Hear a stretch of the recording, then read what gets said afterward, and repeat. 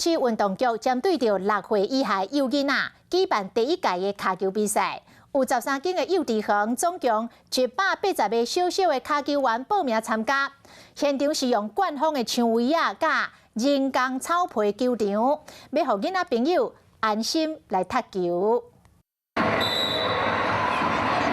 这个囡仔伫比赛骹球上准射门成功，为球队摕到1分。台中市政府运动局为了推广骹球运动，特别办这场比赛，总共有180个囡仔来参加。我是守门员，挡球，不要让球跑进去，很开心，可以踢足球。 这场5人一个骹球比赛，现场有官方的围篱甲人工草啊，让囡仔会当安心啊踢球。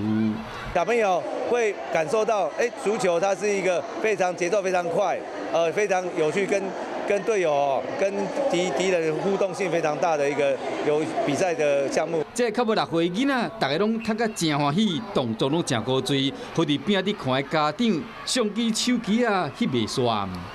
Hello， 我是林仙怡。想要抢先掌握最及时的新闻资讯吗？赶快订阅、按赞、开启小铃铛，锁定华视新闻 YouTube 频道。